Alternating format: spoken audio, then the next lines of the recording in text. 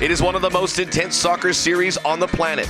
The 1990s and early 2000s, including the 1995 Copa America and 2002 World Cup victories for the U.S. over the Mexicans, paved the way for this soccer rivalry to blossom into what we know today. The Mexicans have recently dominated the Americans with Gold Cup Finals victories, and their 2016 World Cup qualifying win in Columbus helped them get over the 2-0 hump. The rivalry remains as heated and intense as ever, but with a new generation of star players ready to take over, the hype is only getting stronger. El Tri Online proudly presents the Concacaf Nations League Final pregame show, and it starts right now. The inaugural Concacaf Nations League tournament held here in Denver, Colorado. There you see the shot above Empower Field at Mile High Stadium. It's a venue that's had a lot of different names. It is a venue that's in the running for World Cup 2026. I should say so is Phoenix, Arizona for some people out there. Just want to make that abundantly clear. But we're here for USA Mexico live from Raices Brewery. You can see us just on the other side. We are here. We have a collaboration, ladies and gentlemen. Max Bretos, the soccer OG, teaming up with El Tri Online. Ramon Chavez. Ramon works for El Tri Online. We have Joe Rodriguez, who you'll also see in a little bit, who runs the show. I'm excited to be here. It's a beautiful day, and we have USA Mexico. No, definitely a thrilling Sunday here. Championship Sunday between Mexico and the USA. I can't wait to get to the stadium and watch the game, and I'm sure you guys can't wait to watch the game itself. But for right now, you know, we're here for the pregame. I'm thankful to be here with you, Max, and happy to get started. You've been in Denver a little bit, Ramon. You really must like it, or do you want to have your 2 cents now about bringing the World Cup to Phoenix? Because I know that's your baby. No, I mean, I definitely love Denver as a city, but I'm definitely saddened because Phoenix isn't going to get a World Cup game. But maybe I have to come back here to watch one. So it's a great place to come here, Denver. And look at this. This is right by the stadium. The folks here at Raices, we're going to say hi to them. We have some giveaways. And look, this part of Denver wasn't a place you would come down to, but they have gentrified it, for lack of a better word. There is bars and breweries, residences all over this street. There is green belts. It's a really nice place. You can walk around. You see a lot of people on bikes. And this is part of it just to make this a big sports city, and soccer is on tap, and they want it to be a place that can host the World Cup. But this is a big event. We have Costa Rica. Who do you like, Costa Rica, Honduras? I think Honduras, based on what they showed against the USA, I think they're going to be able to take it. Even though Costa Rica did take Mexico to the penalties, I didn't really see anything else on the field besides that. So I think Honduras is going to be taking it. We have some ticos and catrachos around here. We see all the colors. We were here yesterday, we didn't feel it, but you feel it. Obviously we're next to the stadium, but you feel it now. There's a lot of pageantry. There's a lot of green. There's a lot of red, white, and blue. We saw big groups of Hondurans. Now you feel it. This is coming out of a pandemic, so it's not going to all happen overnight, but it's a good first step. No, definitely. The stadium's only at 42% capacity. You know that the Empower Field can hold up to 78,000, if I'm correct. And so definitely it's a start. We're going to get there eventually, but now that we're close to the stadium on Championship Sunday, I think the excitement is going to blow through the roof. So happy to see all the fans out here, and happy to have, you know, some fireworks on the field, you know, to excite these fans coming out of a pandemic. We'll talk about the game and the teams in particular. There's a lot of moving parts, a lot of players we may see. We're hearing Tyler Adams might be ready to be reintroduced, which should be huge news for the United States. Tata Martino was asked about the number 9. He said, the press said there is no number 9. He goes, that's a lack of respect. We have 2 number 9s in Henry Martin. Is it Martin? I've heard it 800 different ways. It's Henry Martin, but I know Tata says it a different way. Tata says it a different way. So he says they don't have a number 9. It's a lack of respect for Martin and Pulido that we have, but we don't know. Yeah. Both these teams really struggled offensively in the semis. Yeah, definitely. After Raul Jimenez went down with that horrendous November injury, you know, I think the national team has been a little bit lost because they relied on him so much. Now with Henry Martin coming in, the goal production is not there. With Alan Pulido, you know, we do see it once in a while, and I think everyone's clamoring for a certain MLS Player of the Month. So we'll see if he gets called up anytime soon. As you can see, Irving Chucky Lozano is going to be a guy that's going to be in the middle of this, but where does he play?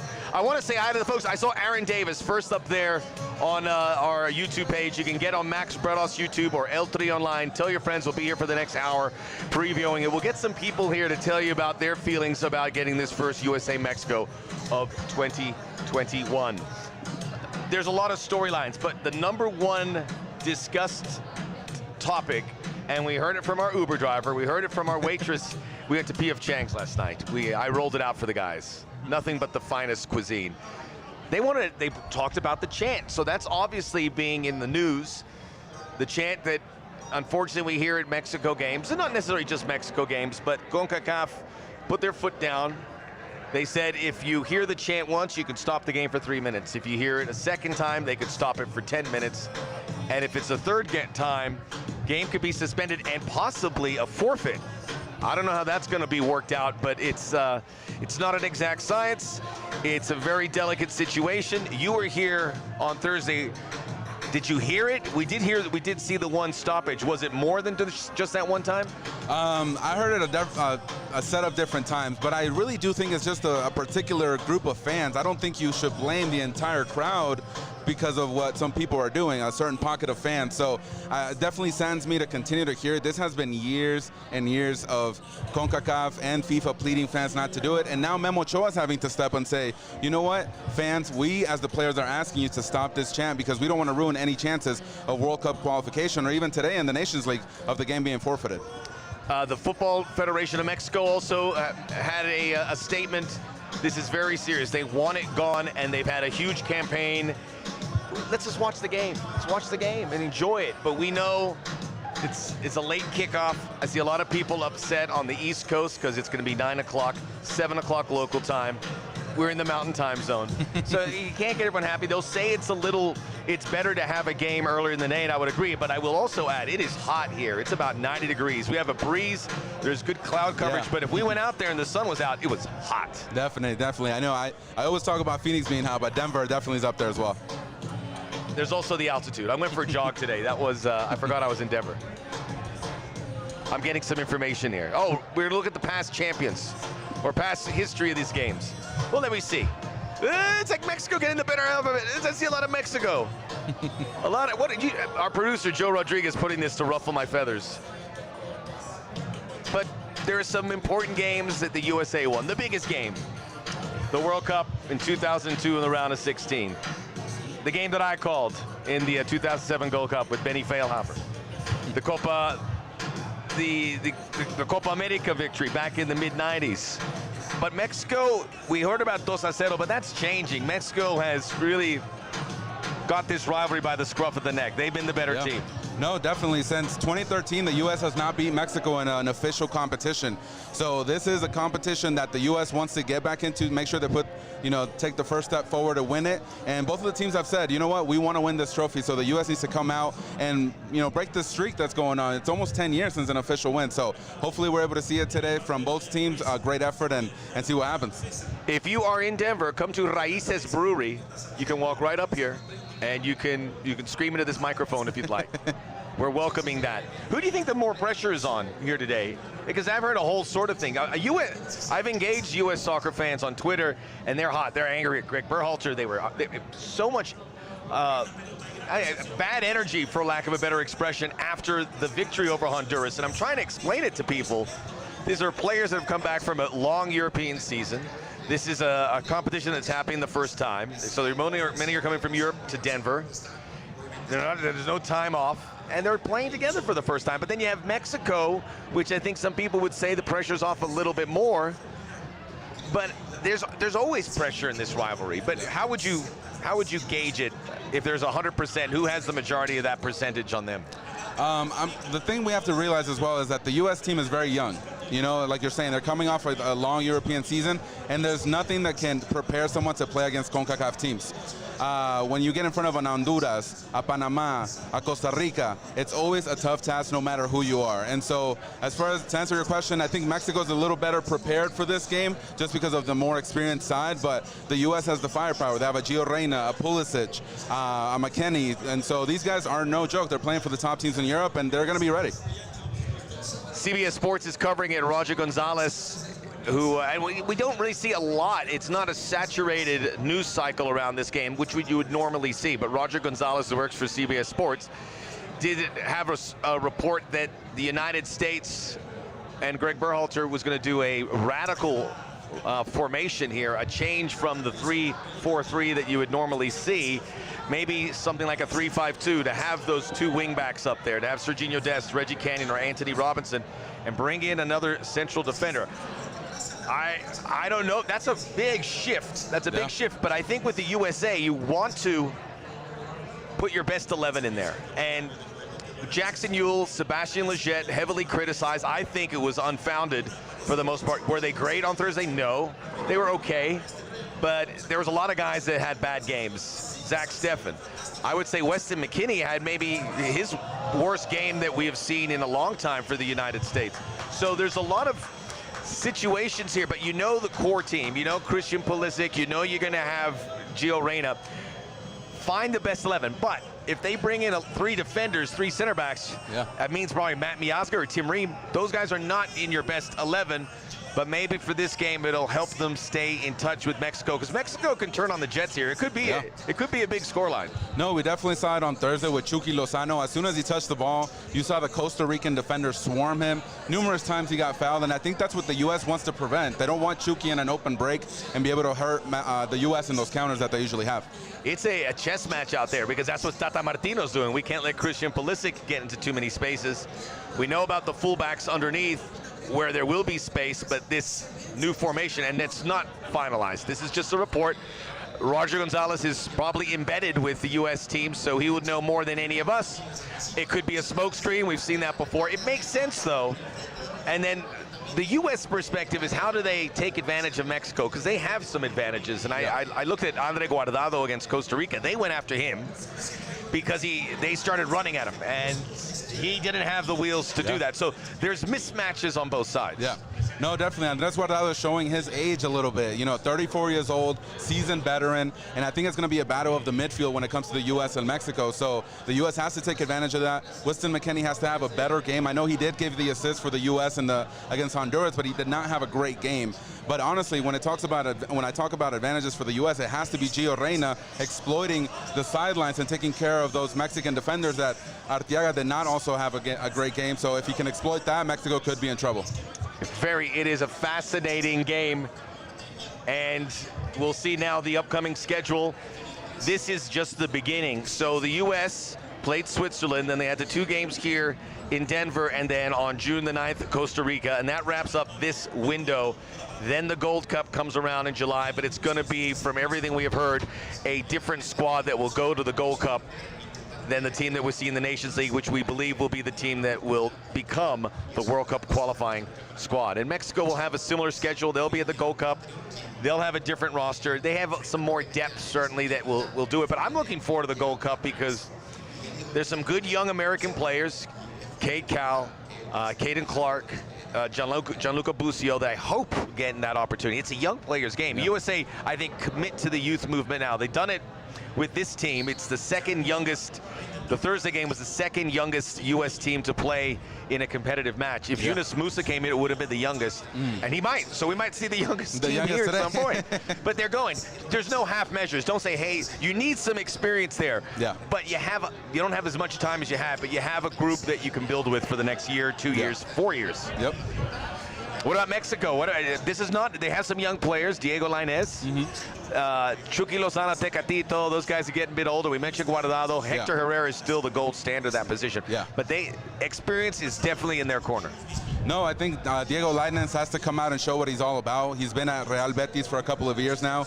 He did have some opportunities against Costa Rica. If he can just finish the play and get those goals, I think that's going to propel him into the next level. When it comes to youth, we also talk about Orbelin Pineda, who came into the game late against Costa Rica and made the world of difference. But if you want an Orbelin Pineda in the lineup, you also have to think about maybe taking an Andres Guardado. So that's when that chess match that you're talking about with Tata Martino, he has to move one piece to take out the other. And so Mexico has a lot of options on the table, and we'll see what happens. You may see this wind that's blowing in. It feels great, but it's playing havoc on our equipment here. But we will muscle through. Great to see some of the comments. This is a show for you, so drop a note here. I got this up. Minala. Not seeing Pulisic, I just messed that up, step up in that leadership role like I would like him to. Saw video of the team where Berhalter was congratulating him about Champions win, and he shrunk away like a shy kid.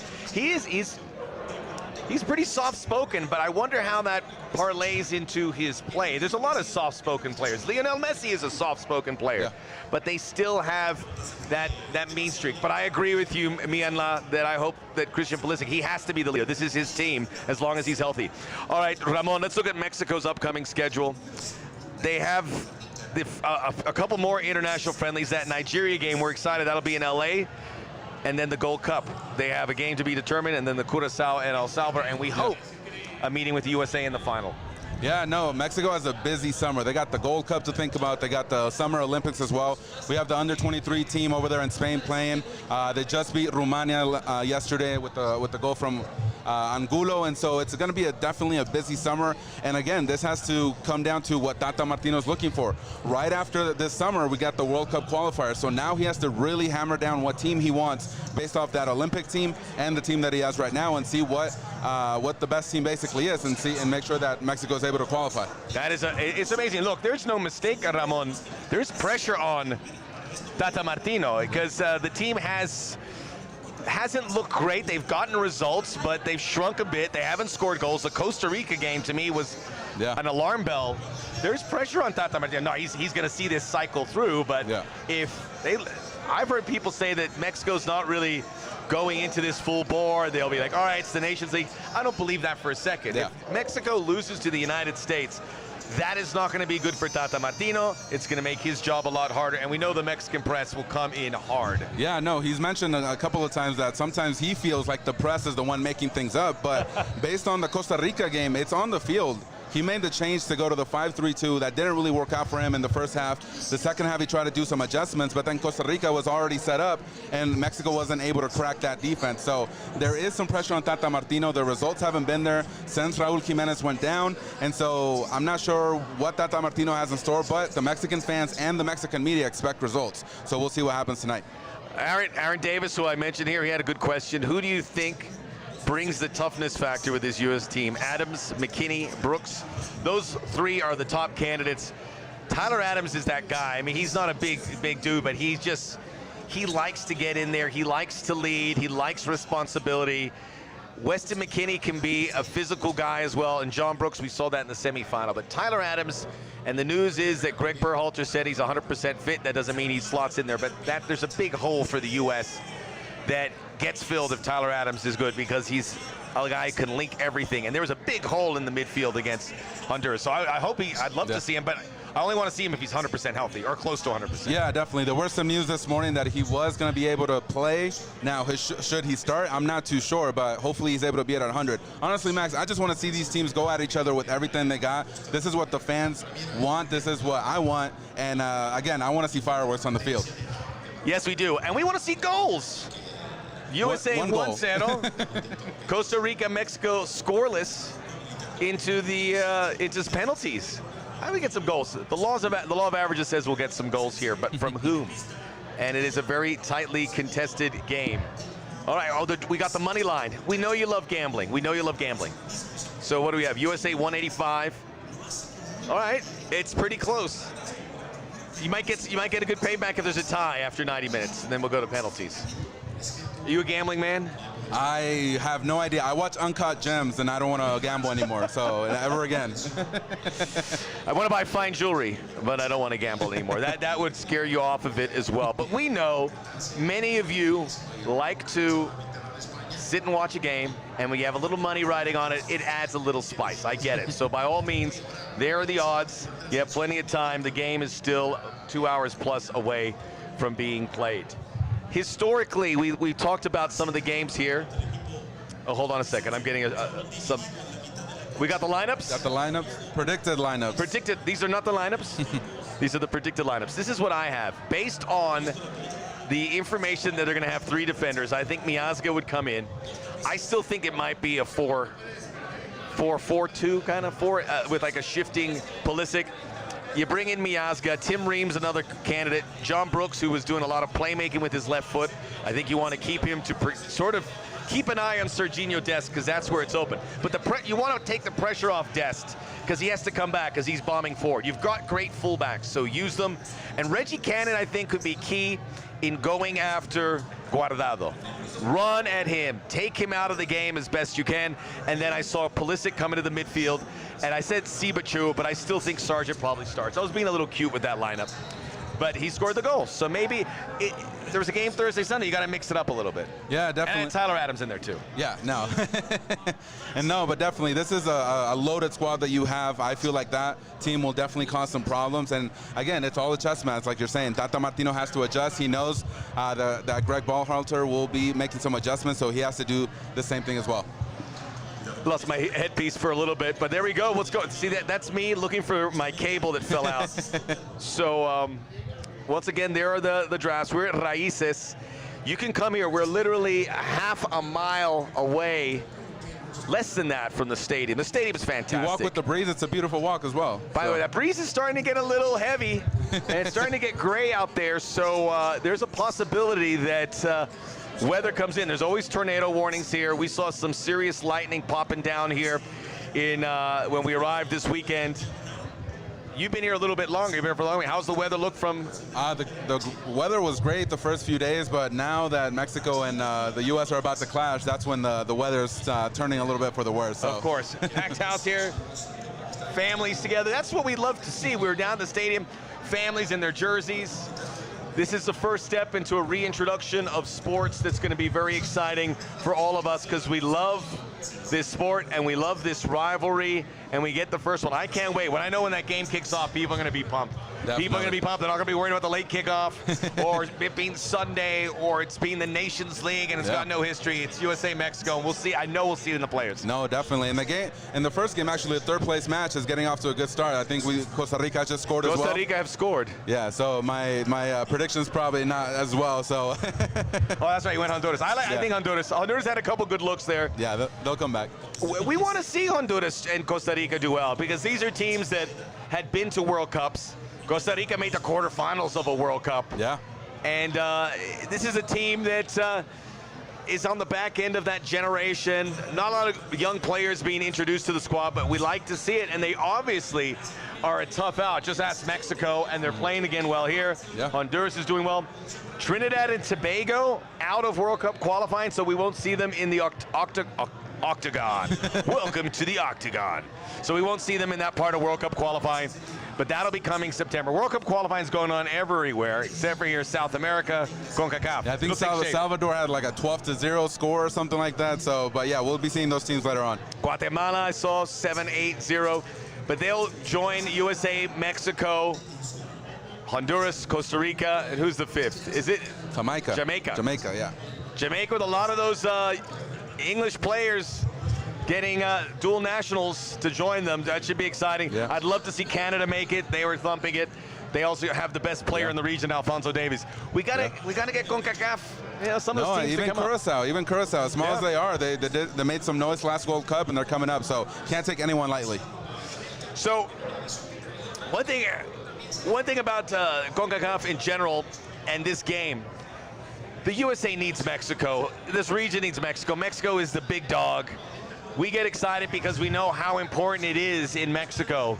We know that if we beat Mexico, I say we, that if we beat Mexico, it's going to make their life miserable. And everyone will be talking about it in Mexico because it's the #1 sport there. It's not the #1 sport here. Yeah. So we know how big it is for Mexico. No, definitely. When Mexico plays the U.S., they need the result. This is expected. It's not something that Mexico should take lightly. If the U.S. loses, there'll probably be a few reels on some channels, some of the Sports Center channels, and so after that, they're going to forget about it. Mexico will hammer the Mexican team for as long as they can in order to make them feel bad about the loss if they do come across the U.S. It's just not a two-man operation here. Ramon and I need some help, and we have Joe Rodriguez, the man who built El Tri Online. He is outside the stadium. Joe, how's it looking out there? What's the atmosphere like?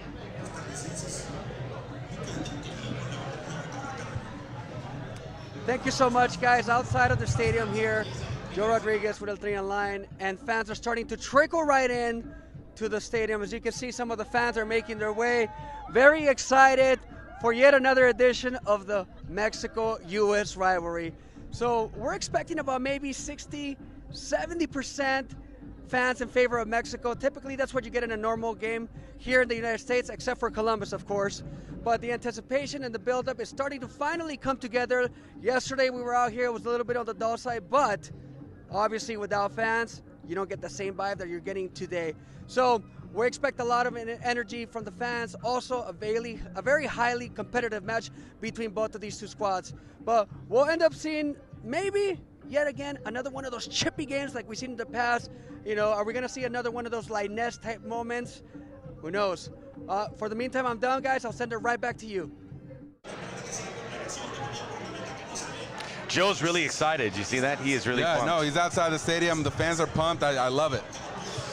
It's what it is, and it's going to build. Again, 42%, around 30,000 people will be inside the stadium here for USA Mexico. We were driving around. Not a lot of people thought it was going on. They thought it was over on Thursday. That was the Nations League. What do you think of the event? I mean, for a first event, I've seen the Nations League in Europe. It didn't, I mean, maybe because it's closer to home, but it didn't really have this impact. It feels like maybe because we haven't had these games in so long. Yeah, definitely, and it's the first ever competition, so it's not something that carries weight, maybe like a Gold Cup or a World Cup qualifier. So it's the first time, again, we're coming out of a pandemic, and so this is the first time people are really coming out. So like you're saying, not a lot of people know about what's going on, and so I think, you know, if Denver's going to be a really good World Cup city, they got to amp it up a little bit more. Or we'll start giving games up to Phoenix. Should not have said that earlier. All right, we're getting some good questions. Oh, we're going to go to the Mexico 11. You can take us through here. All right. What are you seeing here? And you have some arrows too. I like that. No, I do a lot of that stuff. I didn't know we were allowed to put arrows in. All right, so definitely a goalkeeper. I think we got to give it to the man of the match for last game, Guillermo Ochoa. I think he's going to be part of that starting 11. In the back, we're going to have Moreno and Salcedo. Salcedo was just named the all-time 11 for some reason. Wow. I don't know when that happened. Maybe both Salcedos. Both Carlos Salcedos were together. And then on the left side, you have Arteaga. Now, he did not have a great game last game. It was always going to be tough for him because he kind of came out of the blue to get that job. But. Yeah, and so, again, he's young, but I know Martino wants to give him the opportunity. And then on the other side, we're going to have Gallardo. I think whether Martino and the Mexican teams like it or not, Gallardo has to be in there. There's no other option besides him. I don't trust Jorge Sanchez, so I think he's going to be great there. Now, in the middle, Guardado, Herrera, and then Edson Alvarez tucking in between Moreno and Salcedo to complete that defensive wall. Up top, Chucky Lozano. You can't forget about him. On the other side, I put Tecatito there, but I think he's dangerous. Yeah, he hasn't been 100%. And they've obviously missed him. Yeah, so definitely missing a lot of that creativity as well. So instead of Antuna, I'm gonna put Lainez in there and make sure that he, you know, is able to get his revenge on Miazga if he's able to get there. Did you see that? We had that. The most famous recent image. The viral image of Matt Miazga showing Diego Lainez. So what happened after? Edson Alvarez came through. I was at that game. It was in Nashville, but it did come through. So Diego Lainez I like a lot, but he seems like the role has to be defined a little bit better. He runs, he gets into space, he's a smallish player. He has to execute a little bit more, and he's going to be able to take pressure off Martin. Or Pulido, whomever. But, you know, Mexico have a real problem. And it goes back to Raul Jimenez. I mean, if he was there, Mexico wins this game. And Mexico is a top 10, 15 team in the world. I really, truly believe that. But Raul Jimenez had that injury, and I don't think he's going to come back at anywhere close to maybe 170%, 60%. You don't knock your head like that and just come back. No, and it's an unfortunate injury, and Mexico definitely does miss him, and that's why Tata Martino had to resolve to go to Antuna and Lainez right-hand side, and so it didn't really work out. Jimenez is missed definitely by the Mexican offense. Everything ran through him. You saw the goals come through when he was part of the selección, and now that he's recovering from that injury, I agree with you, Max. I don't think he's coming back 100%. I think he's going to be wearing the Peter Cech style kind of head protective gear, and hopefully that's able to bring him in a little bit closer to 100. Well, we have some good questions here. Lily's saying, if USA lose, will they suffer the wrath of Taylor Twellman. What are we doing? What are we doing? By the way, if you haven't checked out the Soccer OG podcast, check it out. Where all podcasts are available, the Soccer OG. I'm going to have Taylor Twellman on next week. We're going to do a Euro preview. We'll talk about this game a little bit as well. This from Nick. Great job with the pregame, guys. Hey, that's us. Thank you. Thoughts on benching Sargent, or do we stick with him here? That's a bit of a dilemma. And you know, Daryl Dike, I think, is the guy I would like to see that, but he's not here. I think he's injured because he didn't play in the game against Switzerland either. Jordan Sibachu comes in and scores the goal. You think that would do it. He's a little bit taller, better of a target. Sargent does a lot of things, and I think if they do a reformation, they want to keep Sargent in there, and they don't want to hurt his confidence because his confidence is pretty low. I put Sibachu in there. Look, you can't handle this like they're children. They're men now, and this is a big game. So you put your hottest hand. But Sargent cleared that ball off his line, and to be honest, Nick, I think Berhalter likes him a lot, and he's this close to scoring. But we say that every time. You got to score, though. Yeah. No, and we even saw Gio Reyna. You know, he was cutting up the Honduras defense like Swiss cheese. He was going through them. He just missed the goal. And I think Sargent should remain up top. He was a big factor, definitely getting that Honduran goal out, you know, and not letting them score. And he was a big factor. So I'd like to see him in there as well. USA-Mexico coming up here. Denver, Colorado, Mile High City. This city looks fantastic. You got mountains here. Do you have mountains in Phoenix? No mountains. We have Camelback Mountain. Camelback Mountain. Shout out. Everyone loves Phoenix. As I was told here, because of the Super Bowl's there every 3 or 4 years, and they continue, so we'll see that, Ramon. But this Mexico team, we'll go back and talk about them a little bit more. The 11 looks really strong. Gallardo is in there. I'm less than convinced. He had a really bad play, and it's just one play, but it led to the Iceland goal, where he just fell asleep and let him go through there. So I'm looking for places where the USA could exploit it. Do you think that's a spot? I look at Guardado, maybe Reggie Cannon bearing down there, but maybe some spot behind that left defensive area, because that's where Iceland scored, and I think Costa Rica had a little success there too. Yeah, I think the wings is something that the U.S. has to exploit, and I think that's why Edson Alvarez is going to drop down a little bit to help the Mexican defense in order to shore up those crosses, or you know, those when they try to dribble through the inside. So again, Arteaga and Gallardo are kind of like the weak spots that I'm looking at, and hopefully, you know, the U.S. is able to exploit that and see if they can get some results out of that. Are we giving some stuff away here? I was told. If you're here in Denver and you want to go in Raices, you want to be here first. They have a great selection. They create their own beer. We all love that. Who doesn't love a brewery? And like he goes, Ramon, what do you want to drink? He goes, I'll have a beer. I go, well, we're going to do the show first. He goes, oh, I'll have a seltzer water. We're going to have a beer later. Come over here and have a beer with us. We'll talk football. We'll talk about what is going on moving forward with these two teams. The storylines, I think we've covered them pretty thoroughly. Obviously, the chant is going to be a big one coming in. Officiating, we shall see. Organizational-wise, again, this is coming out of a pandemic, but I think Denver's going to be a big winner out of this, showing they can do it, showing they can create interest. Easy place for the fan bases to travel to, big hub. Yeah. We're West Coast guys. We like having I'm here because it was in Denver. If they're playing this in Washington, D.C., I'd probably say, thanks, I'm going to skip this one. I'll watch it at home. But I'm here because of that. So I think Denver's a big winner. And whoever can win this, I really, truly believe, I've said this before, this is the Nations League. It's not World Cup qualifying. It's not even the Gold Cup. It's the Nations League. It's the first time. It's kind of a made-up tournament. I don't want to diffuse the excitement. However, it's here, and it's USA-Mexico for the first time in 2 years. And now you have a situation where you can get a victory over your rival, and you can sit on it for a few months and build it. For the U.S. perspective, Ramon, too, you want to engage the public. The masses who don't follow soccer are not paying attention yet. You ask them about U.S. men's national team, they go, yeah, they didn't make the World Cup. That was 4 years ago.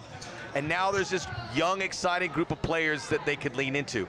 Yeah. And results help drive that home. And they have a shout of it here tonight. No, definitely. America loves a winner. You know, when people watch the team, you know, and they can get behind them because they're getting those victories and those trophies, I think that's something that the American fan wants.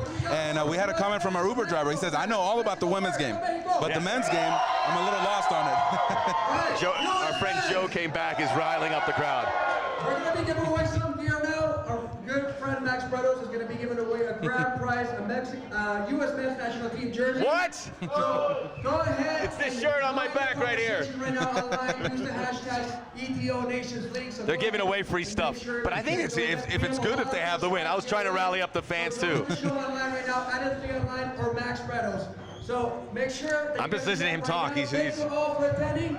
Viva Mexico and Viva USA! Thank you, everybody. He just said Viva Mexico and Viva USA. Joe, you can't play both ends. Yeah, you can't pander to both. You can't do that. You gotta pick one. No, I'm just kidding. And I apparently have to give away a jersey here at some point. No, great time here at Raices. Shout out to all the people that are in the comments watching us, giving those likes. If you haven't shared, if you haven't liked it, go ahead and give us that like. It really helps out to distribute this channel, and it's amazing here. And shout out to Raices for hosting us. Amazing bars. If you guys are in Denver, Colorado, definitely come through. All right. My thing keeps coming out. So we'll probably have some guests here as well. The legendary. Over under on how many stretcher team trips to the field is 2.5. Do you remember the stretcher teams? What happened with, there was like some stretcher girls, right? In the Honduras game, there was like 6 stoppages, lengthy. Second half was terrible. Felt like the stretcher, but it was like 4 teenage girls come out, and then it was like 4 teenage boys from Denver, 250-pound Honduran player, and they're trying to pick him up. I would like to say something about, first of all, Memo Ochoa gets involved in this too. Uh-oh. The USA were very nice. When these Honduran players were down and injured, they had, and the US guy, I saw one American player put the strap on the stretcher like he was putting on a seatbelt. I go, don't do that. You got to take these guys to task. That was obviously gamesmanship, which they are allowed to do. If it goes to penalties, if Memo Ochoa was a real rascal against Costa Rica. You know what I mean? Yeah. He would come up and whisper in the guy's ear. He would bounce around. He would never be set. I go, no. That does not fly. No? Someone from the U.S. has got to go, you walk up to my player again, it's going to be problems. Memo Ochoa is the best at that, but it gives him an edge. The USA have got to make sure they don't give Mexico the edge. They're nice guys. They can't be nice guys here today. No, definitely. I think I love that about Memo Ochoa. Joe and myself had a conversation where are the leaders of the U.S. national, the men's national team from Mexico? And Memo Ochoa stepped up when there was that scuffle in the midfield with Moreno. That's when Ochoa, he ran all the way down to defend his teammate, and as well during penalties, you can see him hovering over the Costa Rican players, intimidating them, and ultimately getting the result. And that's what you want. Memo Ochoa, do you think he still should be the #1? There's some young keepers there that probably would like a shot, Talavera and the likes, but it's hard for Memo. Memo Ochoa's been there forever. Yeah. He still looks like he's 25. No, he definitely looks like great hair. No, Mexico. The thing about Mexico is that they have an amazing array of goalkeepers. We just saw it in the last tournament with Acevedo. He's a young Mexican contending goalkeeper, and so that's one of the the things that are coming down the pipeline. But usually the men's national team from Mexico likes to keep their goalkeepers until their 40s for some reason. For example, it's good living for someone who's in their 40s. I approve of that. Thank you. No ageism, for us but old guys. We saw it at the World Cup with Conejo Perez. I don't know if you remember that. He got the start over Ochoa. El Conejo Perez. Yeah. So. He's a coach at Cruz Azul now, right? He finally got his trophy. Yeah. Good for Conejo. Great keeper who played forever, and he was an undersized guy. On the other side, the United States have Zach Steffen, and I was critical, and I got a lot of pushback because I said, look, if you are going to be the starting goalkeeper for the U.S. men's national team, you've got to be playing week in, week out. He doesn't. He's the backup at Manchester City, arguably the best club in the world, and although they lost to Chelsea. Well, we saw it. He was a little shaky in the first half. He came up with some big saves later on. The backup goalkeeper, Ethan Horvath, also has the same situation. I was looking around the world of teams that are national teams that have goalies that don't start for their club. Sweden has that kind of situation, but it's a very short list. You don't want to have that, and I think if Zach Steffen is going to be a long-term, and he's going to be our #1, he has to have games because it's going to stay shaky. And if it did go to penalties, I would be stunned if the USA won in penalties because of what we said with Memo Ochoa. Yeah. And because Zach Steffen hasn't had those big moments. Even at Man City when he played, they're so good and they have the ball the whole time. He's kind of sitting there going, he doesn't have to work. He's like, yeah, all right. It's not, it's not getting thrown into the deep end of the pool. Yeah, you could see that he was nervous in some of the times that the Honduran team had a cross, missed some when they came out to get the ball, and so you could definitely see it. Memo Ochoa used to have the same problem when he was in Europe. He didn't play for long spells. When he would come back to Mexico, he'd be a little bit rusty. He doesn't have that game rhythm, and you could see the same thing with Zach Steffen. We are going to ask for a special guest to join us, and if you're on El3 Online, for those who are joining us from the Soccer OG, check out El3 Online. First-rate, professional, polished production covering the El3, covering Liga MX. Check it out. Great stuff on YouTube, El3 Online. And if you're on El3 Online, check out the Soccer OG. I've been thrilled about what this new outlet. I know I'm an old dog in this, and I've worked everywhere. But doing YouTube and being able to put your impression and basically your editorial prowess has worked out some new muscles. And I get to work with good hosts like Ramon here and Joe Rodriguez. Super Mojado, the man of mystery from El3 Online is on the phone.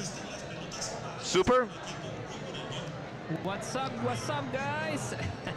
Super's in the house now. Why aren't you here, Super? Can you hear me? Yes, why aren't you here? I had a little trouble at the border in La Frontera, so I couldn't make it. I told you not to go through Calimex. You come up here, I don't know anything about. Well, I hope that's not the case. But Super Mojado, we miss you. What do you think is going to happen tonight? Man, I think it's gonna be a tough game. I think it's very close. I really hope though that they don't play the way they did in the last game, both of the teams, because it was boring, man. I don't know. I didn't enjoy those two games at all. That's the key. Do you have a question for Super Mojado? Super, if you can hear me. Yeah, who do you want up top tonight? We have I've heard some fans that want Chucky Lozano to start at number 9, Henry Martin or Pulido. What do you want to see from El3 tonight? Or Super Mojado? Yes, it's too bad I'm not there, because I would have put in the La Nueve ahí and show them what really 9 with it has to be, you know. Are you? No, I want to see Pulido maybe. Pulido, I think is he's having a really good tournament, and you know Henry, I don't know, he's a tough player and he very physical, but I think Pulido has the el gol. Super, are you wearing your mask? Of course, always, never take it off. That's not true. Super. Thanks for joining us. Enjoy the game. Hopefully they can entertain you. That's really what we're here about. We want to entertain Super Mojado. So enjoy the game.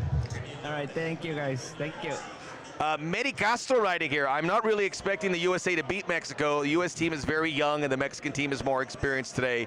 2-3 years' time is a different ballgame. I would agree with the experience factor. And look, if the USA loses, expectations of people said beat Honduras, play Mexico, and that's a good weekend.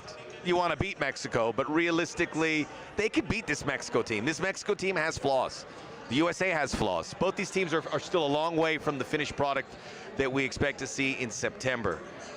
But this has already been a good week, unless the U.S. get caned in that final, which is possible but unlikely. No, definitely.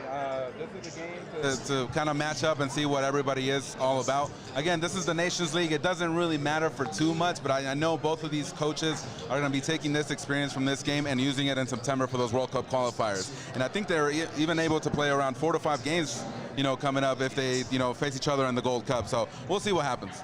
I'm having fun with my headset. I hope you guys don't mind. Great questions here. Chase Athletics, I think you just mentioned this. I think coaching will make the difference. Might have to go with Tata for the W. Greg Berhalter's been getting a lot of criticism, and tactically, it's hard to defend him with what he's trying. I mean, I watched the game a second time. The criticisms were for Sebastian Lletget, Jackson Yueill. Jackson Yueill, when I watched the second time, Honduras try to have a guy on him and take him out of that play, and it worked. That's not Jackson Yueill's fault. You need a little help in the midfield. Sebastian Lletget was moving upfield and was almost like another attacker. So they need some presence there, and I hope Tyler Adams could do that. But that's, if there's big spaces there and there's no adjustment, that's on the coach. So Tata Martino has done it all, coached Barcelona. To me, the best thing, he won a championship with Atlanta United in Major League Soccer, and his crowning achievement in my My humble opinion was taking Paraguay to the quarterfinals of the 2010 World Cup, where they should have beaten Spain. They had Spain on the ropes. Spain went on to win it, but can you imagine how different? Tata Martino is a Rolls Royce in coaching. So there's a definite edge there. Do you think that's something we'll see tactically, where we could go at the end and go, uh-oh, there was a mistake there. There was a mistake. That's where Mexico took advantage. Yeah, I think the battle will be the midfield. Does Tata Martino have the guts to take out the Capitan Guardado? You saw the age that, his legs are probably getting up there. As far as the speed, and he's no longer that 2014 Guardado that Wijnaldum was saying, I couldn't keep up with the guy during the match in the Netherlands. So does Tata Martino take him out, put someone in for more creativity or more speed in order to shore up, what the U.S. will give for Mexico? Tata said the three players that he obviously has to keep an eye on was Pulisic, McKennie, and Dest. Those are the three names he said. Obviously he has to keep an eye, but remember, this is a U.S. team in the semifinal, didn't play at pace. I think they want to play at pace. They have the game under their belt. They've been able to acclimate. These are top athletes, so 5,000 feet altitude is something they can handle, but it still takes some getting used to, and they've been able to do it. I've already talked about my run today. It was very hard. I was like, man, why do I feel, am I this out of shape? No, you're in Denver, dum-dum. I mean, you go up the hills next to the stadium, you're feeling it, yeah. So I think that'll help, but I think USA wants to play at pace, and in order to do that, you have to have your faster players. That's why I do believe, even though I defend Sebastian Lletget and I defend Jackson Ewell, I don't think if Tyler Adams is healthy, we'll see either one of those guys in the starting 11. Maybe Sebastian Lletget off the bench, but if Ewell doesn't start, he probably won't play in this game. So, Max, I have a few questions here, or comments from our Facebook. Shout out to everybody in the comments on Facebook, El Trio Online. Thank you for your comments and your likes. So, we have Andy Diosa saying, Super wants Chicharito. Chicharito. So, let me ask you, Max. Andy Diosa listening in. Good man. Colombiano. Does Chicha deserve to be part of this Mexican national team squad? Should he be here today instead of posting things on his Instagram account about the Galaxy? I think he deserves it, but things weren't going great with him and Tata and the Mexican national team. You got to ease back into it. Maybe the Gold Cup's a good place to get reintroduced. Keep going. If Chicharito scores the way he's scoring and he keeps the Galaxy in those top positions, he's gonna. If he wants to be on this squad, and there's a hole in that squad, he's going to be on here, and the pressure will mount. But he has to massage it as well with that. Yeah. Say the right things. If you want to play for the national team, tell him. I want to play. I don't know what those conversations are like, but I'm sure if you're earnest with the coach, they will respect that. I just find it interesting, and great points with that, Max, that I don't see this in a lot of national teams where the players, for some reason, have either external problems with the federation that they represent or something with the coach, and they do not want to play for the Mexican national team. Whether it's Chicharito having issues with Tata and the federation, or Carlos Vela, deciding to watch the Lakers instead of wanting to play for La Selección. What's going on with these players that they don't want to represent their country? Playing for your country is a pain in the butt, man. Look, like I said, I mean, these players are superhuman. They just finished a 9-month season, and then instead of kicking back and relax, I'm just talking about the U.S. and Mexico too. Hector Herrera was grinding it out to win his title for Atletico. Instead of having 2 weeks in Marbella with the familia, he's got to come to Denver. You got to come to Denver for another 2 weeks. This is hard work. And if you get older, look, I get older, like Gareth Bale when he was at Real Madrid. He should go back to Real Madrid. He's making tons of money. He lives in Madrid. We wanted to go back to Spurs. He's making tons of money. He has his family in Madrid, and he's playing golf. And he's like, I like this. When you're happy, you're happy. So if you found happiness, don't go to the national team. It's not some people love it. They want to play all the time. Yeah. Diego Simeone, perfect example. Always wanted to play national team, as much as he could. But it's not for everyone. Not for 10 years. Everyone wants to play at a World Cup. Yeah. But it's a commitment. No, definitely, and I think that's something that I think we forget about, that these players are human. Chicharito did have his struggles last year as well, and he mentioned it about his mental health and his family problems, and I think that's what we forget. So hopefully we can see him in the Selección. The only reason I'm asking is because I miss him a lot, especially when we're struggling, and I know we need those people in order to get results on the field. Look, he does one thing. He scores goals. That's it. That's what this team needs. Good questions coming. Colin Reese. Colin's been a wonderful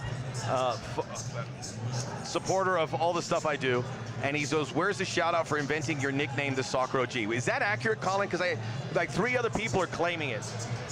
I don't. If it was you and I heard it, I appreciate it. I love it. It's starting to get catchy and make some inroads. Brennan Daly, can we get Musa into the lineup? Yunus Musa, another big. And Yunus Musa is a guy, just doesn't quite fit where they need him. He's a number 8. They have Weston McKennie. Sebastian Leget's on the pecking order. I just want to remind people that Yunus Musa, as good as he is, he's 19, and he didn't play a lot for his club down the stretch, Valencia. This is a guy for the future. I'd put him in there in small doses, but I'm not going bonkers to going through. What, did you win a shirt? Just got the shirt, Max. Thank you. What's your name? Brad Christ. Brad? Oh, that you here? That's me. Oh, wow. Do you see when it's on the back of that shirt? I haven't seen it yet. Take it out of the bag. Let's get him out of the bag. Here, come over here. Here we go. It's got that little, the fabric clean. You'll be wearing that? I'll make it happen. Yeah! We'll make it work. Man. That's a good sport. It's a nice shirt. It's got a nice soft cotton. That's what it's all about. We're making people happy at Raices. Look at that. He's here commenting, getting you questions. That's great.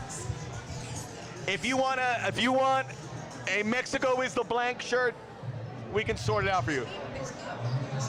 We'll have more stuff coming on. Yunus Musa, what do you think? Haven't you seen enough of him? I mean, I've heard a little of him. I know he plays for Valencia in Spain, but like you're saying, small doses. He's 19, very young team. I think the purpose of this Nations League is just to see how these guys that are established come up and see what else is stored in the future. But here's the thing about the U.S., and that's the thing that scares me. They are loaded. Well, if you don't have a Pulisic or a Gio Reyna, you have a Musa coming down the line, which again is an X factor. So the U.S. is getting loaded with players, and again, as a Mexican fan through and through, it scares me because most of the time our Mexican players do not want to go across the pond. They want to stay home, and maybe in a few years, 2026, the U.S. could be winning their World Cup in their own soil. You think having to play in Europe is important? Because USA didn't have it. We used to have Clint Dempsey here, Brian McBride, DeMarcus Beasley. Not a lot of guys in Europe, but now we have guys at Chelsea, Juventus, Barcelona, Valencia, Bayern Munich, all over the Bundesliga. It used to be Mexico used to be the team with all of them, and that's kind of pulled back a bit. You have like 7 or 8 guys. It's good money. We should say life in Liga MX is pretty good for Mexican players. No, and then that's the thing, if you don't know, that Liga MX plays very well. So I like what you did this. So if you're a Mexican player that's making a lot of money, why would you want to go to Europe, probably take a pay cut, a very big pay cut, and not be guaranteed any playing time? And so the thing about the U.S. is that every week I hear an academy player from the Red Bulls, from Houston, the Dynamo, and they're going to Juventus, they're going to Barcelona, they're going to like these academies across the pond, and eventually those are going to sprout and they're going to become superstars. And that's the thing that the U.S. has going for them, that they have a lot of people down the pipeline. And these clubs know they come here to get them, and that's MLS. MLS. I don't know why it gets sand kicked in its face all the time, but they took over the scouting in these academies, and they're producing players. Justin Shea, the latest, who's headed to Bayern Munich, who was part of this national team call-up. It's very exciting what's happening there. Is there some guys for El Tri that you wish were here? You mentioned Chicharito, JJ Macias, some of the Liga MX guys, Alvarado, who played for Cruz Azul. Yeah, no, I think Tata picked who he wanted to be here. The under-23 team did struggle a little bit with Romania, but JJ Macias, I think he's just, I don't know, I think his head was just not there this season. He struggled a lot with Chivas. I think he was just already thinking about going to Borussia if that's where he was going. But no, I think Tata wanted the guys that were young here, Charlie Rodriguez, Sebastian Cordova. Those are the guys that are kind of, they're not young, they're 23, 24, but that's the kind of like the next generation for Mexico right now. Yeah, a little bit more seasoned than the U.S. guys. Cordova I like a lot. Charlie Rodriguez I like a lot. Didn't do well in recent games. Yeah. So there's something that has to be built on here for these guys here in the not too distant future. Oh, here we go. Brad Christ, he was here, his name came up, and he got a t-shirt. So if you're here, Dan W. Is that Dan Weiner by chance? Who's center back pairing? Does Miaga come in for this one? Earlier on our preview, We went with the story that was broken by Roger Gonzalez of CBS Sports that Greg Berhalter is considering a back three with wing backs, so a back five essentially, even though whoever's playing fullback are going to be moving forward the majority of the time. If they go to that back three, I think it's going to be Miazga. I think it'll be Miazga coming in with John Brooks. I think you want to see. I think you want to see a little spark if Linez comes up top. So that's a story that writes itself. And that video, I mean, I used it. I have used it for YouTube. It's just a great photo. It's a great image. How confident are you? Let's spin forward Mexico now, and Mexico say November 2022, heading to the World Cup, which they will, just like the U.S. How do you see them? Is it a group that you think has the potential to get over the hump, el quinto partido, get to a quarterfinals? You want me to be perfectly honest? I do not think so. Wow, I like perfectly honest answers. I don't think so either. I think they're going to get out of the group like they always do, but they just need some sort of X factor. They need the team to be together, to be ready to roll. You know, we hear these stories about the 2018 World Cup where the Mexican team was in their locker room right before facing Brazil. Again, and with the chance to break the curse, a curse that's been there, you know, since I was probably I wasn't even born, you know, since '86.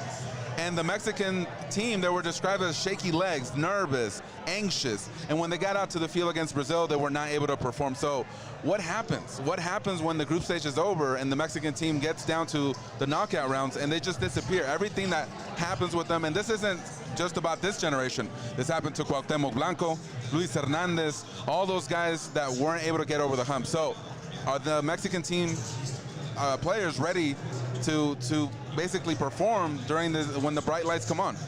The pressure will be on either way, but yeah. Just looking at this group, the Raul Jimenez obviously was a big hit. We're talking about 18 months away from now, 17 months, and others will be coming up. Is there some young Mexican players that you think could develop there? I mean, who's the guy who was at Mallorca, but he doesn't play anymore? He's 15 years old. Oh, Luca. No, but I think he said he's from Argentina now. He looks like he's from Mexican Messi. There's a guy from Arsenal. I forget his name, but he's performing. He's 17.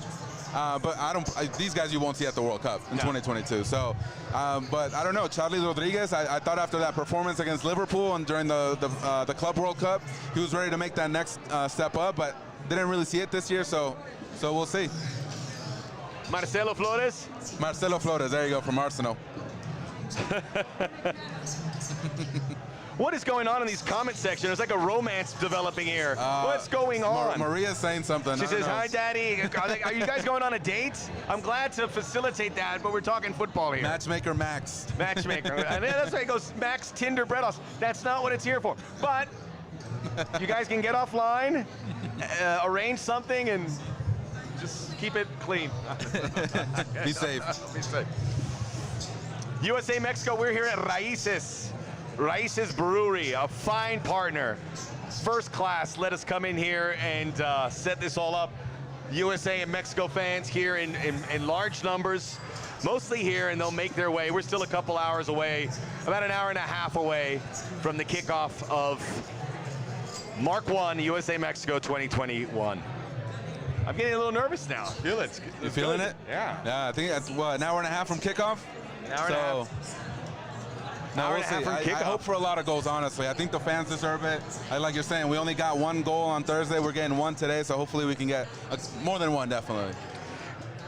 Chris is going 3-4-3 for U.S. Miazga, Brooks, McKenzie. Could be, but it'd be more like a 3-5-2. Would they play with two guys in the front? I feel like Pulisic and Reyna did a lot of heavy lifting. I mean, he came back and he made these long runs. He was great. But Pulisic, I think there was a stat that he had the second least amount of touches of any U.S. player after those 90 minutes. You can't have that. No. You got to have a guy who is involved. Again, he just came off a very demanding schedule. I think he'll have a lift, but he played the whole game. He went 97 minutes, and then he was replaced very, very late in the game. But he went the whole distance. You got to find a way to get him some touches. That's why it's such a fascinating game. How do you get Chucky involved? How do you get Pulisic involved? Yeah. Both teams are struggling with their number 9s, but they have these incredible talents right alongside them. How do those guys become offensive threats? Whoever has the answer to that is maybe the winner of this game. It's that simple, maybe. Yeah. No, and I think those two will be the X factors. If Pulisic is ever able to cut in, be creative, give some passes off to his teammates, there may be some chances there. Same thing with Chucky. You can't leave Chucky alone, give him that open space. We saw what happened with Costa Rica. The only way that you could stop Chucky was by fouling him, and that's why he got so frustrated, because he got kicked over and over again, and the ref kind of just, kind of shrugged his shoulders like that's what's going to happen to you. But definitely Chucky is the X factor, Pulisic as well, and I expect some things from Gio Reyna as well. It's a physical game too with those guys. I think so as well. Which means set pieces. Remember that Sebastian Lletget took them for the U.S. He's the best option in that category for the U.S. According to Greg Berhalter, who could be another option? Reyna, Pulisic. Pulisic has hit some good free kicks. We've seen that with Chelsea, but he's more of a open field, in the flow play. Oh yeah, we got. Where is that? Sombrero looks good. Look at that. There she is. Let me see the sombrero. Everyone needs a good sombrero. She's not looking over. I tried. I think she's looking. She's looking, yeah. She's seeing it. She's seeing it. There Yes! Yes! Eso, Look at that. eso. There Now we we're go. talking. Now we know who Max is rooting for. Now we're There we talking. I go. just sold my soul to the devil. It was perfect because you can see the hat. Whoever's in the comment, we need you to roast him. What's your name? Ali. Ali, you're obviously cheering for the U.S. here with the sombrero. Obviously, yes.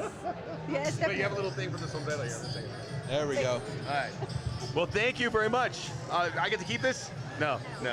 I love wearing it. Oh, here. We're going to give Ali a shirt. Here you go. Thank you so much. An Isha's shirt. Enjoy it. Woo! Thank you for making our show. It's our L3 Online Soccer OG. We're live right now. If you have your phone, you can go on there right now and see it. Thank you. We've made her evening. She made our evening. I think you look great. I felt good. I think you need it back. Maybe I should just wear it permanently. What's up? Me, Speedos on the beach with the sombrero. I can't kill him. Joe doesn't want that. Okay, let's go back here. Some predictions. USA 2-0. Esteban goes Mexico 2-0. Kevin, help me out here with the time. 9 p.m. Eastern times to kick off. CBS Sports Network, Paramount Plus if you want to stream it.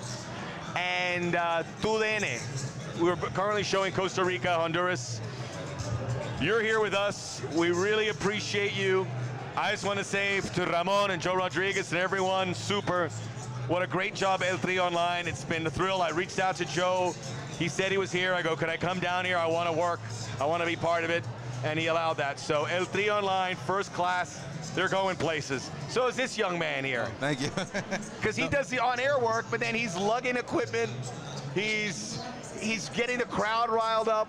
He's giving stuff away. He does it all. That's what you want. Self-starter right here. Appreciate it.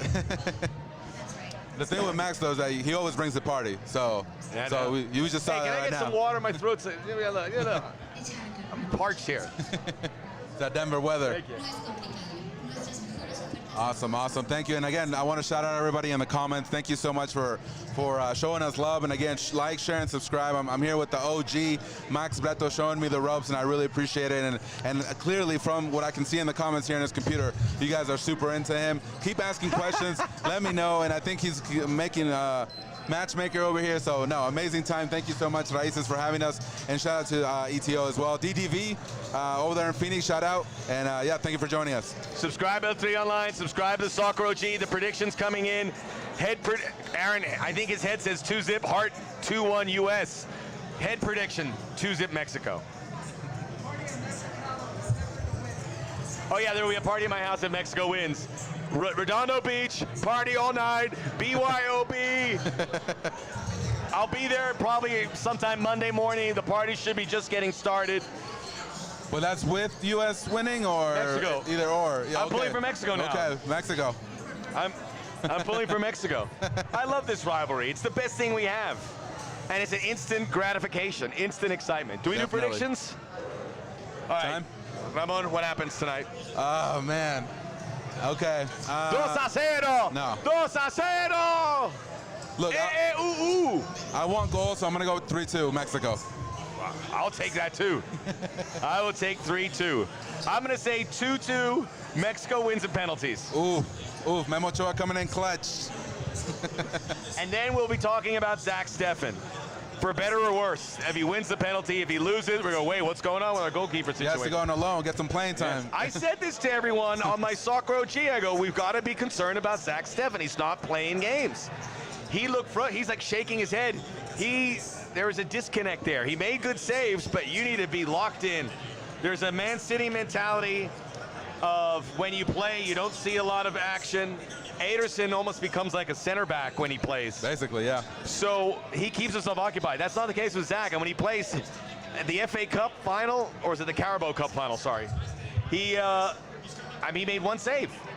You need more saves because this team, this USA team, Yeah. you're going to have to make more than one save. Yeah, no, and I think even in Man City, they let the keeper that hadn't played in 10 years play a game before Zach Steffen. So we need him more. I would love to see Zach Steffen be a little more active in his team. Emmanuel, everyone asked for the predictions. Reyna from Fly High. Reyna is much better on free kicks. Let's see if he gets some shots from the set pieces. I thought Leggett was pretty good on his corner kicks. People were giving him grief. The first two corner kicks against Honduras, he put one in wide open. Weston McKennie just couldn't quite hit it. Second one was that short ball to Serginho Dest. He curled around. Could have scored. Could have been 2-zip. Predictions, 3-2 Mexico, 2-2 Mexico in penalties. I think that's fair for me as a U.S. fan. I think it's going to be a tight, cagey affair, without question. Yeah, no, definitely. I wouldn't be surprised if the U.S. took this game either, you know? Like I said, it could go either way. It's all going to come down to the man on the field, and we'll see how they perform tonight. I was going to get these folks to do a big USA cheer, but they left. They left. All right. All right. We've covered most of the bases. What are you guys excited about? Drop us a note here. What do we do? How do we get people excited about this sport? What needs to happen? Because we're in an incubator. Soccer Twitter, we have our blinders on. We're one-dimensional. Am I here? Sorry, I'm trying to get the camera. Two shot? All right, here we go. Okay. We talking to ourselves. We sit there and we say the same thing. And we're having a conversation, but we don't include people because we don't want to include people. We've got to include people. Say, hey, we want you here. We got this young USA team. They're working their heart out. They're going off to Europe. They're leaving their families and their friends to pursue a dream. They need your help. 4 years was rock bottom. But these guys, not that anything U.S. Soccer did, not that anything we did, the fans, these guys on their own, collectively, became this generation. And now they're getting their first licks with this U.S. team. They are going to be a big deal moving forward. Sorry, Honduras scored. So stay right there. Don't change the channel. I'll give you everything that happened. But this is an opportunity because the next 5 years, the World Cup in 2022 will be there, hosting the 2026 World Cup. There is word that the Women's World Cup in 2027 may go to the United States. That is the spot where this sport springs forward or kind of just hangs around. I think it springs forward, but all these things have to fall into place. So if by chance you're not a soccer fan, and you know, I worked at ESPN, so I have a connection to non-soccer folks, and I try to get them excited. Give it a shot. If you're on here, give it a shot. We're excited about it. You're excited about it. Tell people, communicate with them in a way that would excite them. Let's open, let's be inclusive. That was my monologue. You were nodding, it was good, right? It was good, I like it. I think you're definitely right. I should be a politician. California governor. He's Not going yet, for it. not governor, no. Not yet. School board. I think you're right. 1994 was a big stepping stone for the U.S. soccer. We definitely saw the growth with the MLS over 25 years now. And 2026 is the next big step. That's when it should explode. We saw it with the women's team in '99 when they won, and we can see it now. I believe 3 World Cups. That's how many they have? The last, they're 3 or? 3 or 4. They definitely won 3. Okay. And let me say, they're going to win the next World Cup, and they're going to win the Olympic gold medal, and they're going to win the next World Cup. Nobody's touching them. The U.S. team has gone, boop, nobody's near them. But imagine the men's team if they did that, you know, with the resources that they have, with the amount of players that they have overseas. I think this is the perfect time for the U.S., and I'm not mad about that. I'm a Mexican fan through and through, but when we have the U.S. becoming better, Mexico has to step us as well. Iron sharpens iron, and that's when both of the teams will become players on the national stage. International stage. Jamaica, we're pulling for you. Canada, pulling for you. Honduras. By the way, how great was that when Honduras scored? This whole place erupted. No, it was great. I mean, it's been a while since I've been in a bar. By the way, Denver a little bit lax with the COVID stuff, which I'm not complaining about, but Just stating facts. it's steady facts. They go, do you want to wear your mask? I go, not really. He goes, then take it off. I go, okay. But we're still as careful as we can. Get vaccinated if you haven't. It works. But that was a good feeling to hear that support. But Concacaf has an opportunity. In the 2010 World Cup, the 2014 World Cup, USA made the round of 16, lost to Belgium. Mexico should have beaten the Netherlands. Yep. Would have made the quarterfinals. And if they had done that, they would have faced Costa Rica, which meant a CONCACAF team would have been in the semifinals. Yeah. That's the gold standard for CONCACAF. Yeah. We can get there again, but we need development in other countries. We're seeing that in some places. What's happened at Trinidad and Tobago is a huge step back because that's a country that we need the standard raised. Places like Haiti, places like Curacao, as you said. There's enough place. El Salvador, why not? El Salvador has resources and the excitement there that we can get this going.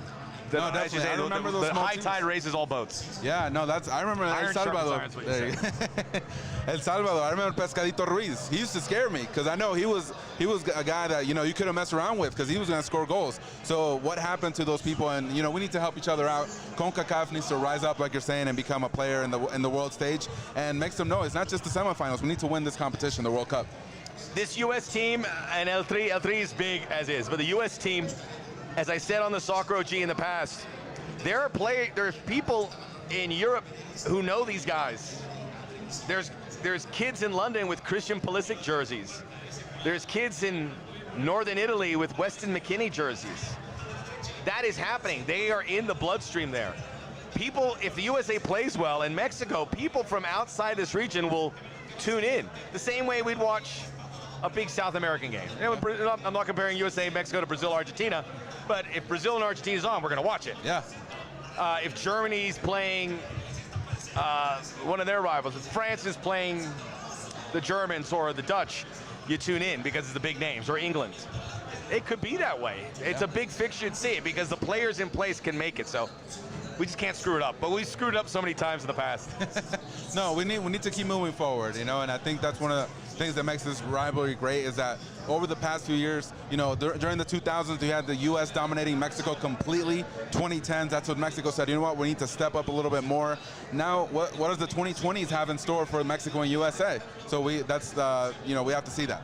Chris says the only way to get the casual fans interested is winning, and that's why the women's team is so popular, because Americans love to see teams not only win, but wipe the floor with opponents, and the U.S. women do that better than anybody. I watch less of the women's game because of that.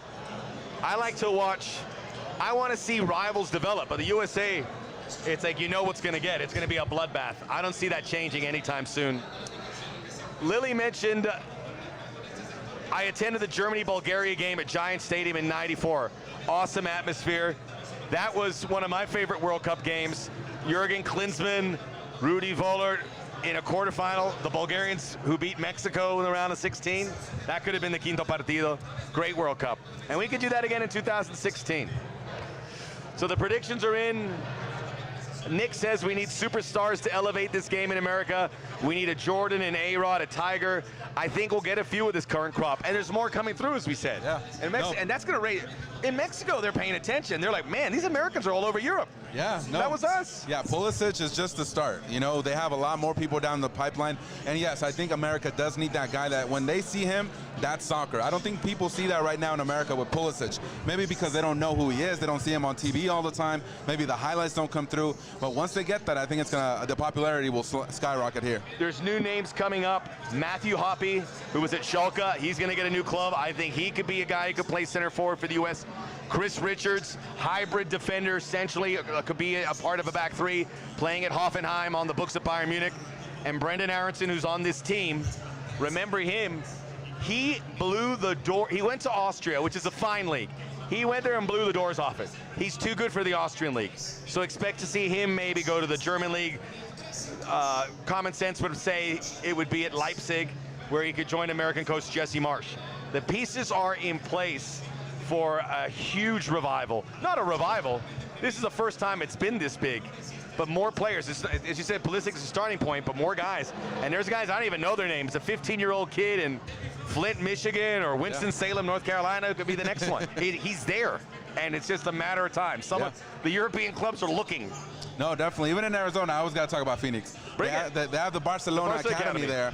And you see these guys, these 15, 16, 17-year-old kids, they get plucked from those academies. They're shipped across to Europe. Matthew Hoppe was one of those guys. Yep, exactly. And so we're seeing that, but that scares me. And I got to bring it back to Mexico.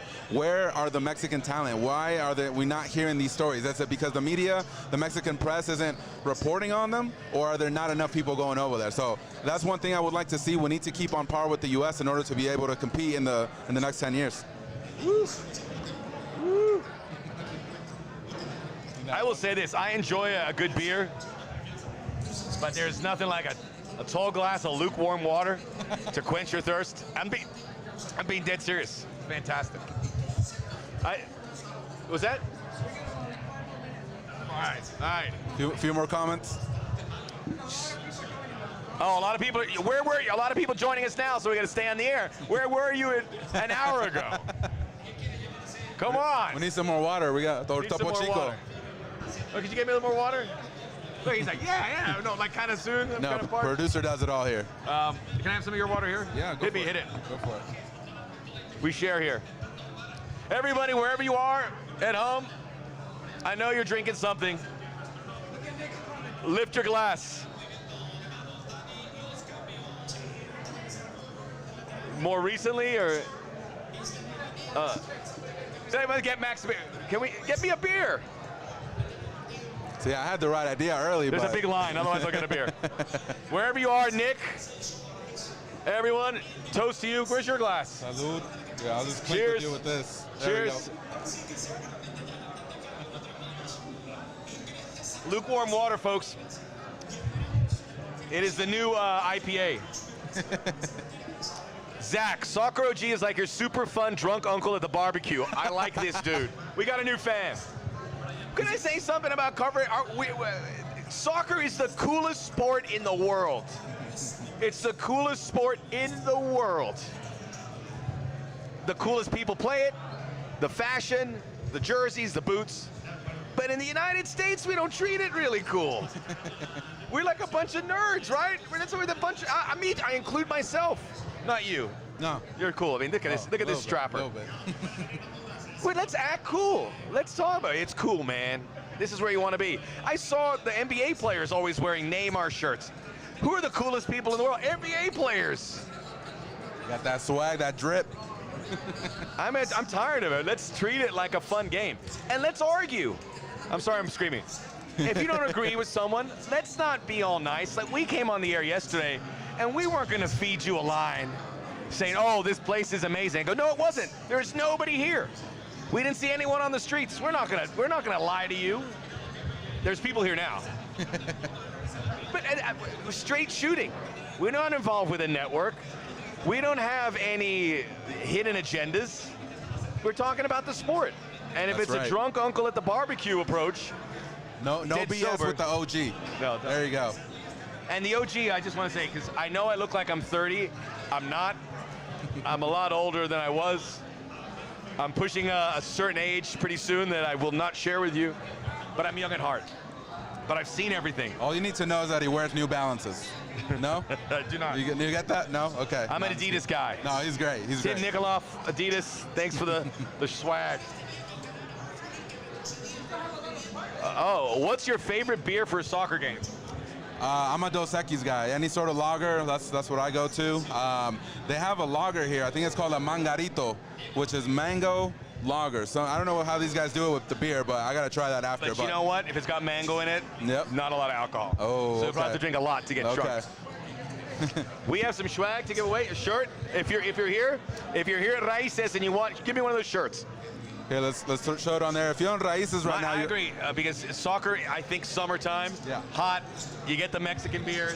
You get Modelo, Victoria, Negra Modelo. Icy Cold Pacifico. You get the can, not the bottle. You get the can. You put it at the bottom of your cooler, right? This guy's like, yeah, I know what you're talking about. He knows. Are you drinking the mango beer? Okay, good? He recommended it over here. That's why I want to try it. Shout out, shout out. What's your beer for a soccer game? What's your go-to beer? Whatever. Modelo? Another Modelo. Modelo. Icy cold, bottom of the cooler. Don't tell your friends, and then come grab it, crack it open. You'll drink it in 2 gulps. Cans. I think the lukewarm water is pretty good too, though. Warm water. If you guys are at Raices, come through. Just come up to our producer here, Joe. Let's see the shirt here real quickly. Whoa, Nathaniel, whoa, time out. Costa Rica best 11 is probably better than U.S. men's national team. All right, you're out of here, Nathaniel. I'm not kidding, you can stay, but come on, dude. Nathaniel, if you were here, you get this shirt. Hold on, look at it here. I don't know. Anybody want an Incha shirt? Hey, Jerry, Let's get it, let's get it. Oh, Oh, yes! Nice, All right. nice. All right. I'm back in. You see that throw? That was good. One more jersey? I almost hit the woman's drink. One more shirt? One more? Who wants one? Who wants one? One more. Let's see. That's it. We're doing You gotta ask the producer over here. We're doing. Look at this. Everyone wants a shirt. Hey! Wait. Look at the back of the There shirt. we go. Open up. Look at. Oh shit! It's got it right. Hey, watch your beers. Watch your beers. Oh, look! Everyone's getting a shirt. Who is this? Oh. Freaking Earl Hershiser over We here. got Elway. One more throw. All right. Very nice, very nice. We need that T-shirt cannon. I wish I could throw it to our audience here. I wish I could throw it to our audience. Andy, as I'm feeling like Oprah, who gets a shirt? Who wants a shirt? He's the Oprah right now. He's doing make an sure Oprah. you don't throw it, the green one, to an 8-year-old kid, all right? Because of the messaging on the back. ETO is not responsible for it. ETO. I hope you guys had a great time. Raices Brewery. If you're in Denver, come here. Great beer. Highly recommended by everyone. There's a beer here. It looks like someone dropped an egg in it. It's so rich. It looks fantastic.